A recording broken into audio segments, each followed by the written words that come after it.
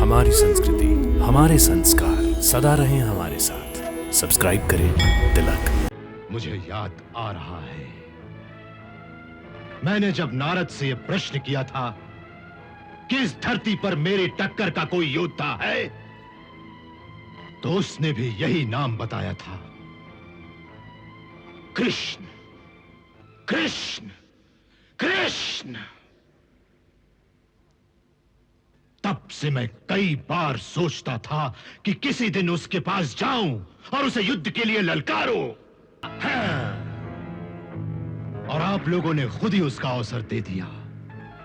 परंतु यह कि जिस सुदर्शन चक्र का आपने जिक्र किया है, उसका तोड़ मेरे पास है या नहीं, यही सोच रहा हूं। इसका तोड़ तीनों लोगों में किसी के पास नहीं।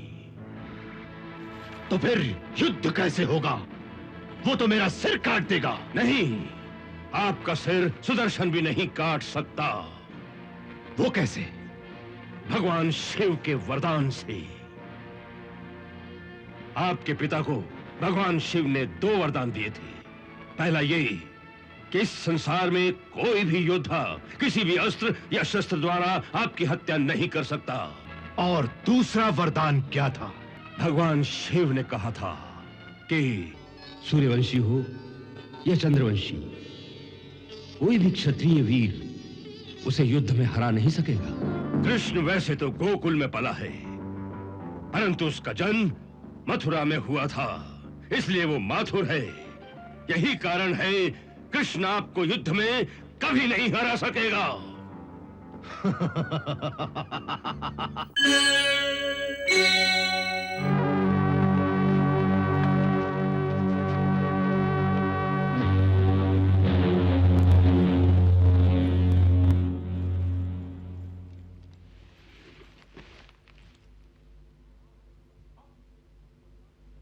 आपने खबर दी थी कि हिंदुस्तान से कोई राजदूत हमसे मिलने आए हैं। जी सरकार, मगध के सम्राट जरासंध ने मध्य देश के राजा महाराज शल्य को आपसे भेंट करने के लिए भेजा है।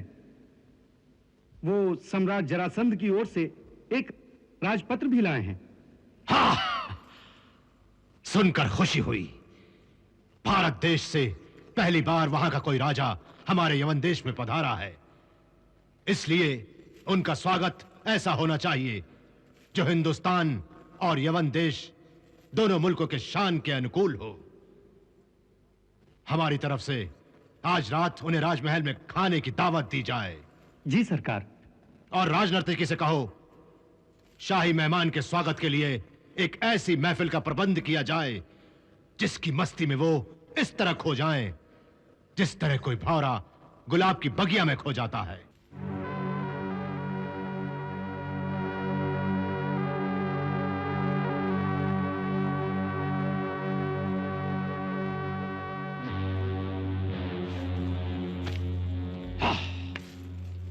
इस पत्र से मुझे सारी परिस्थिति का पूरा ज्ञान हो गया है।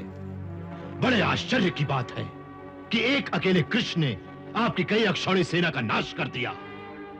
जी, एक बार नहीं, 17 बार ऐसा हुआ है। 17 बार? हाँ। वाह! क्या वो सचमुच ऐसा वीर और बहादुर योद्धा है? प्रश्न केवल वीरता का नहीं है, क्योंकि हमारे पास भी वीरों की कमी नहीं है। तो फिर उसके पास कोई दिव्य शक्ति है। हाँ, दिव्य शक्तियां तो आप लोगों के पास भी हैं। स्वयं सम्राट जरासंध के पास भी कई दिव्य अस्त्र हैं। परंतु कृष्ण के पास एक ही अस्त्र ऐसा है, उसका सुदर्शन चक्र, जो बाकी सब अस्त्रों को बेकार कर देता है। जब सुदर्शन आगे बढ़ता है तो सारे दिव्य अस्त्र उसको नमस्कार करके पीछे हट जाते हैं। कोई भी यदि सुदर्शन के सामने आ जाए तो सुदर्शन के द्वारा कृष्ण उसका सर काट देता है। इसलिए कोई भी योद्धा उसके सामने खड़ा नहीं रह सकता। यही कारण है हमारे बार बार हारने का। यही कारण है मुझे आपके पास भेजने का, क्योंकि सारे संसार में आप ही हैं जो युद्ध में उसका सामना कर सकते हैं, जो युद्ध में उसका सामना कर सकते हैं।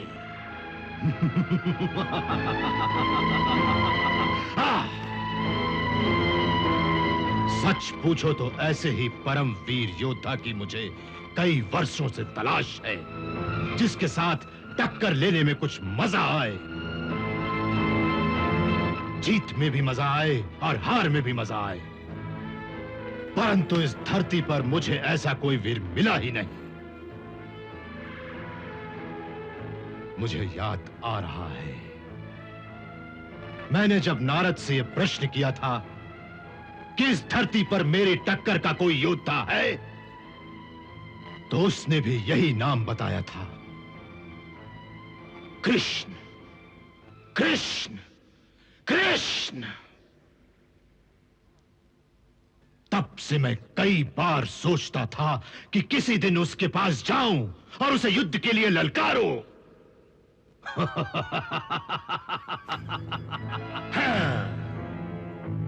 और आप लोगों ने खुद ही उसका अवसर दे दिया। परंतु परंतु परंतु क्या? परंतु ये कि जिस सुदर्शन चक्र का आपने जिक्र किया है, उसका तोड़ मेरे पास है या नहीं, यही सोच रहा हूं। इसका तोड़ तीनों लोगों में किसी के पास नहीं। तो फिर युद्ध कैसे होगा? वो तो मेरा सिर काट देगा। नहीं, आपका सिर सुदर्शन भी नहीं काट सकता। वो कैसे? भगवान शिव के वरदान से। आपके पिता को भगवान शिव ने 2 वरदान दिए थे। पहला ये कि इस संसार में कोई भी योद्धा किसी भी अस्त्र या शस्त्र द्वारा आपकी हत्या नहीं कर सकता, इसलिए सुदर्शन चक्र भी आपका कुछ नहीं बिगाड़ सकता। वाह! और दूसरा वरदान क्या था?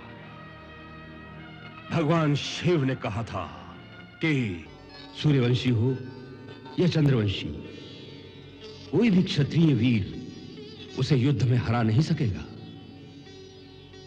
संसार का कोई भी योद्धा किसी भी शस्त्र या अस्त्र से उसकी हत्या नहीं कर सकेगा। कृष्ण वैसे तो गोकुल में पला है, परंतु उसका जन्म मथुरा में हुआ था, इसलिए वो माथुर है। यही कारण है कृष्ण आपको युद्ध में कभी नहीं हरा सकेगा।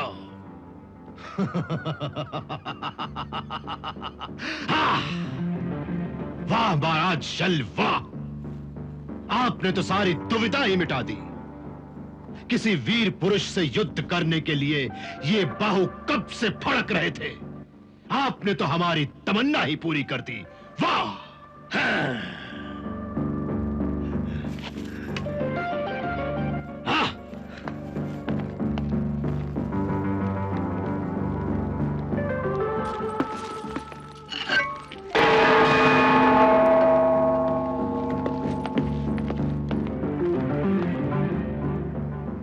सेनापति, 2 दिन के अंदर अंदर हमारी सेना हिंदुस्तान के लिए कूच करेगी। लंबा सफर है, इसलिए सेना में केवल घुड़सवार और ऊंट सवार ही होंगे। रास्ते में मरुभूमि को भी पार करना है, इसलिए खाने पीने का पूरा प्रबंध होना चाहिए। जाओ, तैयारी शुरू करो। जी सरकार।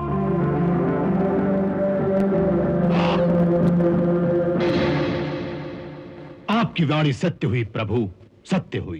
काल यवन मथुरा पर आक्रमण करने के लिए अपनी सेना लेकर निकल चुका है।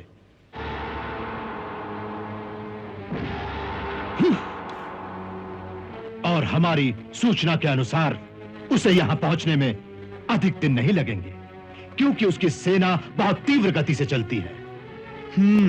उधर जरासंध भी अपनी सेना लेकर राजधानी से निकल चुका है। जरासंध फिर आ रहा है? हाँ प्रभु, पहले काल यवन मथुरा पर आक्रमण करेगा, और जब हमारी सेना उससे लड़ने जाएगी, उस समय मथुरा की रक्षा करने वाला कोई नहीं होगा। तब उसी समय जरासंध पीछे से मथुरा पर आक्रमण करेगा और सारी नगरी को आग लगा देगा। यही उसकी सूचना है प्रभु, यही उसकी योजना है। ये धूर्त अब छल पर उतर आया है, अब के इसका दंड इसे अवश्य देना होगा। देखो कन्हैया, हर बार तुमने मुझे जरासंध का वध करने से रोका है, परंतु इस बार मैं उस नीच को अवश्य ही मार डालूंगा। अब के मेरा हाथ मत रोकना।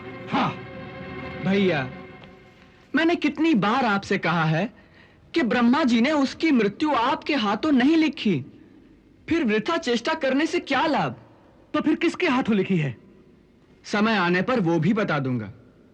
अभी तो ये सोचो दाऊ भैया कि ये काल यवन का संकट जो मथुरा की ओर बढ़ा आ रहा है, उसका समाधान कैसे हो?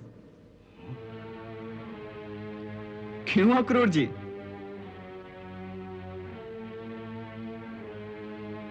प्रभु, ये आप हमसे पूछ रहे हैं? आज तक जितने संकट आए हैं उनका समाधान हमने नहीं किया, सदा आपने ही संकट निवारण किया है। तो हमसे क्या पूछते हैं प्रभु, हमसे क्या पूछते हैं आप? हाँ, ये भी ठीक है। अच्छा, मैं ही सोचता हूं कि इसका समाधान कैसे किया जाए। कन्हैया, ये सोचना वोचना छोड़ दो, सीधी सीधी बात करो कि इस काल यवन को कौन मारेगा, तुम या मैं? हम दोनों में से कोई भी उसे नहीं मार सकता। क्यों नहीं मार सकते? मैंने आपसे कहा था ना कि उसे किसी भी अस्त्र या शस्त्र से मारा नहीं जा सकता, न आपके हल से, न मेरे सुदर्शन चक्र से। उसे ऐसा वरदान किसने दिया?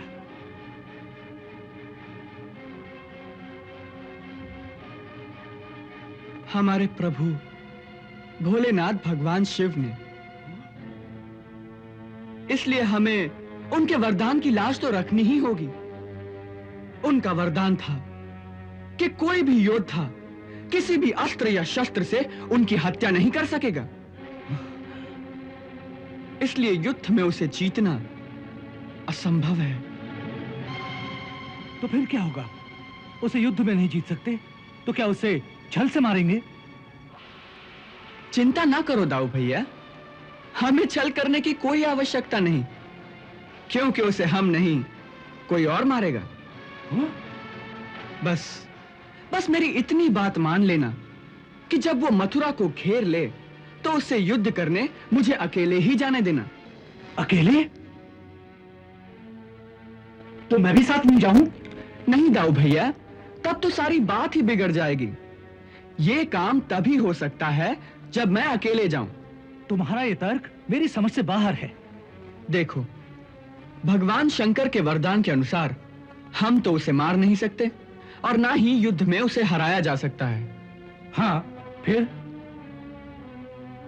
फिर ये कि हमें किसी ऐसे पुरुष को ढूंढना चाहिए जो बिना युद्ध के ही उसे मार सके।